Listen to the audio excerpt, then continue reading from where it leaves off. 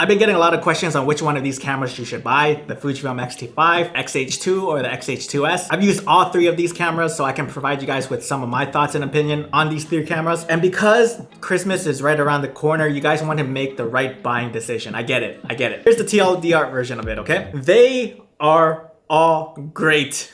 They're all great. They all get the job done. They will all get the job done. They're all great. It's all good, baby. Just pick whatever one you can afford. You guys are going to be satisfied with any of these cameras. They take great images and they all have great video as well. It's just a matter of what your needs are and what you can afford. And if you can afford them all and you're still undecided, that's what I'm here for. In today's video, I'm going to hopefully break this down for you guys, and hopefully this video helps and guides you into the right decision. This is going to be a condensed video because I'm talking about three cameras, okay? There's just too many things to be covered. So if I missed something, I apologize in advance. Now, before I begin, I just want to say a special shout out goes out to Joe Gaylor. I hope I said your name right. I'm sorry if I butchered it.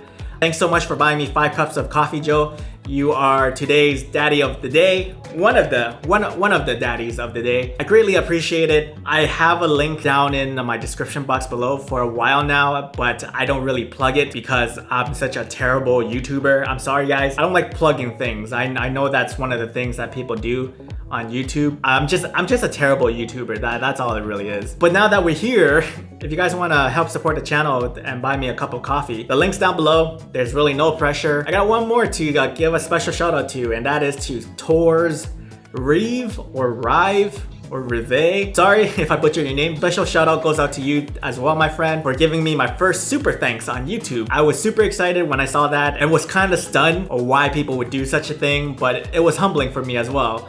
And kind of put things in another light for me, that there are people out there who really appreciate the work that I do because I create videos in my home. I don't know who's viewing my content out there, so it's just crazy that people are doing this for me. So thank you, Xh2s, for the super thanks. I greatly appreciate that as well. So the daddies of the day goes out to Joe and Xh2s. Thanks so much, daddies. I appreciate you guys. Let's start with the XT5, baby.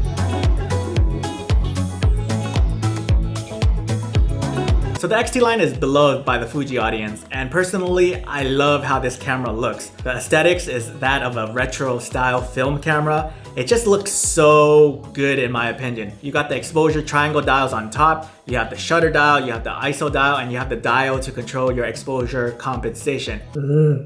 Ugh, Red Bull's nasty, but delicious at the same time. It comes in a small form factor, making it the smallest one out of the three cameras in this video. And I think the XT5 is going to turn some heads because the small form factor is very unassuming. It has a high quality sensor inside, 40 megapixel X-Trans5 sensor. You got the latest autofocusing algorithm inside, a capable video camera as well, up to 6.2K 30p, 4K 60 as well with F-Log2 and 10-bit recording. So this camera is around $1,700, making it the cheapest out of the three. Now there are some drawbacks with this camera, but I find all these drawbacks aren't deal breakers, but it could be for you. Here are some drawbacks, okay? The EVF and the LCD screen are not as sharp and bright like the other two cameras. It's still good, but it's not the best. I guess this is where they have to remove some features to keep the cost down low. Some may find the grip of this camera too small, and that's when you can buy a hand grip on Amazon.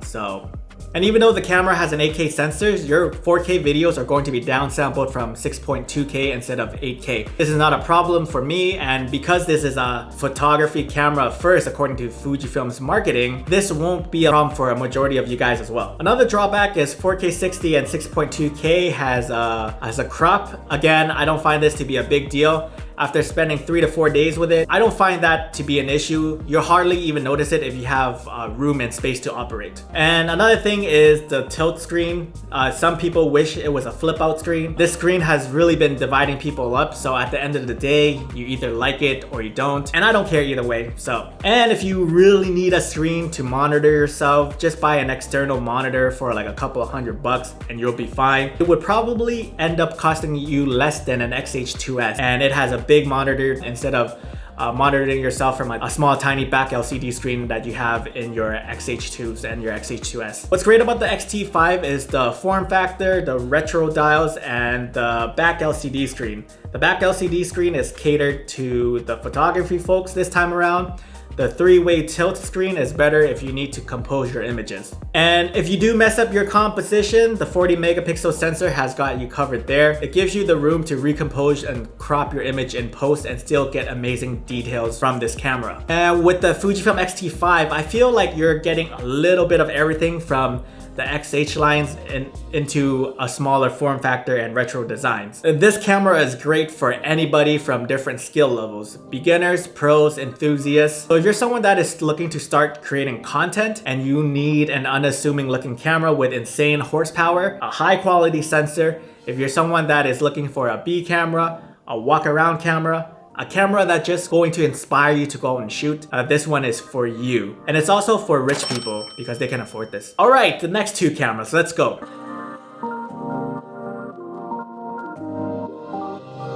The body of an Xh2 steers away from what the core Fuji audience really likes. That is the X-T5's retro design and form factor. This camera is more of a traditional mirrorless body, and I understand why Fuji made it this way, and it's to attract other people from other systems into Fuji. I get it. They have the traditional PASM dials. It's not PASM, guys. I've been corrected. It's called PASM. So if you guys said PASM, you guys have been saying it wrong. So from now on, it's PASM. PASM.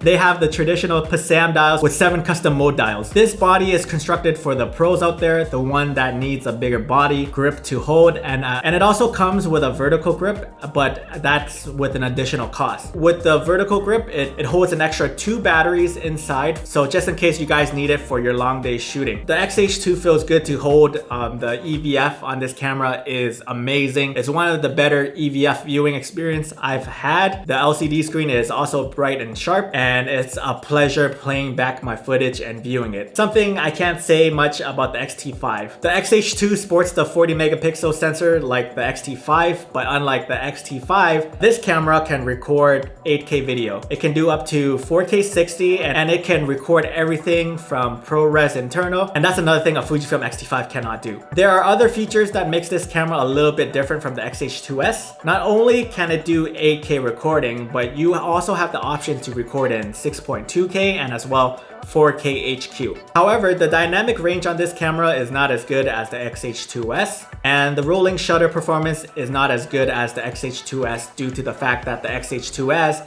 has a stacked sensor inside.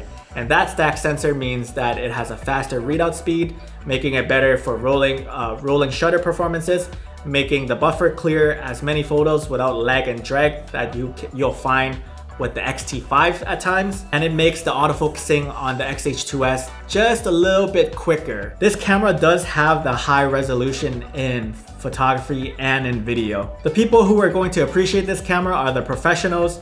You guys can get the vertical hand grip and make this camera into a workhorse.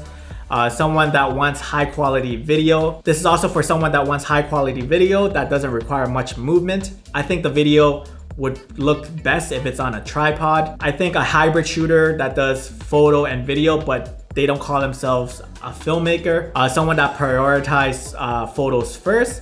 And I think content creators would like this camera. In a world where content is king, this camera does everything that a creator would need. It does great videos and great photos. So again, this camera, the Fujifilm Xh2, is great for the professionals, the content creators, and as well, the rich people.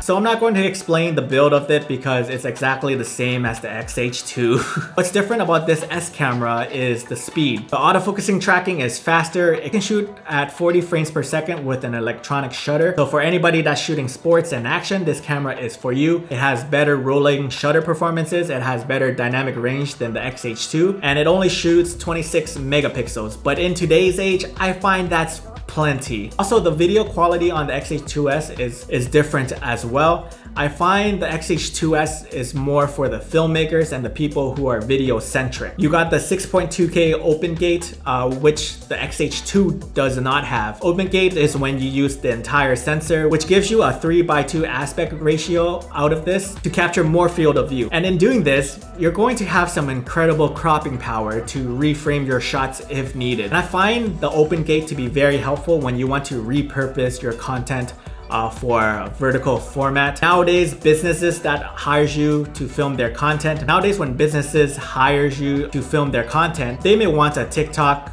Instagram Reels, YouTube Shorts version of that video as well. So having something like this 6.2K open gate will be beneficial, as you don't have to crop as much and you're still going to retain some high image and detail from that 6.2K sensor. This camera also shoots 4K 120, something the Xh2 and the X-T5 does not have. So if you're someone that films in slow motion a lot, this is the only camera from Fujifilm that has 4K 120. The 4K 60 on this camera is amazing as well. The 4K 60 on the Xh2s has no crop, whereas the X-T5 and the Xh2 does have a very slight crop. The videos in the Xh2 and the Xh2s I find to be very comparable. It's not until you really pixel peep you may start to notice a difference in noise. Being that the Xh2 and the X-T5 has the same 40 megapixel sensor, you're going to see more noise in your videos than on the Xh2s when compared side by side. This camera also shoots ProRes internally, and if you have an external recorder, you can get ProRes RAW and B-RAW as well. This camera is for the filmmakers, the video-centric people, also the sports, action, wildlife photographers. These guys would benefit from the stack sensor.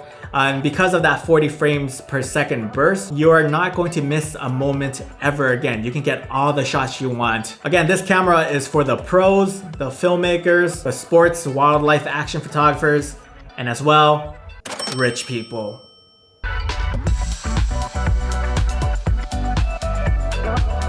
I feel most people are going to choose the X-T5. The people who want like the Xh2s, they will know they want it for several reasons. Do you need the better rolling shutter performance? Do you need the 4K 120? Do you want a more professional looking camera to impress your clients? Do you need the EVF? Do you need a camera with a vertical grip? Or do you want something smaller and unassuming like the X-T5? I think it's a great time to buy a Fujifilm camera because Fujifilm has offered you 3 different cameras to choose from, all at different pricing for different types of folks. You got the mid-range in the X-T5 and the high-end flagships in the Xh2 and the Xh2s. And like I said earlier, these 3 cameras are great. Any of them can get you what you want in terms of an image. It just boils down to the feature sets that you want. They are a step up from the previous gen models. I just remembered when the X-T4 was announced, and I just thought, like, what the hell? There's not many advancements and technology in that camera. I don't care to upgrade, and I already had an X-T3 at the time,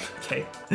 But I did get the X-T4 shortly afterwards because I'm a dummy with gas. So don't be like me, don't have gas, guys. But like I was saying, the reason why I said that is because these 3 cameras are big advancements from the previous generations. And I think these 3 cameras are worth upgrading to from the old models. So if you guys get the chance, try it out in your local camera store just to get a feel for them and see which one you guys like. Get what you can afford. They are all excellent choices for Fuji cameras. And if you're interested in buying, please use the links that I have down in the descriptions. I greatly appreciate that as it helps support the channel. Do me a favor, if you haven't already, guys, please subscribe to my channel. I make Fujifilm and photography related content. I got more content coming your way, and once again, my name is Tongue, and I'll see you in the next video. I love you.